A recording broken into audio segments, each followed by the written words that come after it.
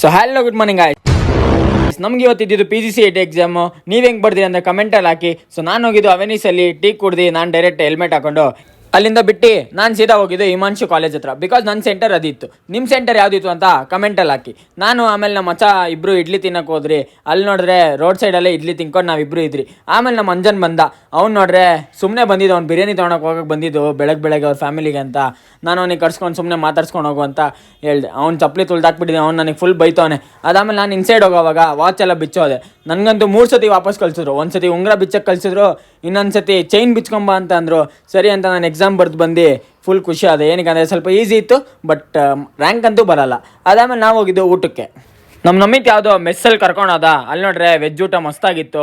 ನಾನಂತೂ full meal ತೊಗೊಂಡೆ. 2 ಒಪ್ಪಟ್ಟು ಹಾಕ್ಸ್ಕೊಂಡೆ. ಅದ್ರ ಮೇಲೆ ತುಪ್ಪ ಅಂತೂ ಫುಲ್ಲು ಮಸ್ತಾಗಿ ತಿಂದೆ ನಾನು. ಅದಾದಮೇಲೆ ಹೊಟ್ಟೆ ತುಂಬಿ ನಾನು ನಮಿತ್ ಮನೆ ಹತ್ರ ಹೋಗಿ ಗಾಡಿ ಪಾರ್ಕ್ ಮಾಡಿ ನಾವು 3 ಜನನೂ ನಮ್ಮ ಮನೆ ಸೈಡ್ ಹತ್ರ ಬಂದ್ರಿ ಸುಮ್ಮನೆ ಟೈಮ್ ಪಾಸ್ ಮಾಡೋಕ್ಕೆ. ಅಲ್ಲಿ ಜ್ಯೂಸ್ ಕುಡ್ದು ಮತ್ತೆ ಅವ್ರವ್ರ ಮನೆಗೆ ಹೋದ್ರು. ನಿಮ್ಮ ಫ್ರೆಂಡ್ಸ್ ರ್ಯಾಂಕ್ ಎಷ್ಟು ಬರುತ್ತಂತ ಕಮೆಂಟಲ್ಲಿ ಹಾಕಿ.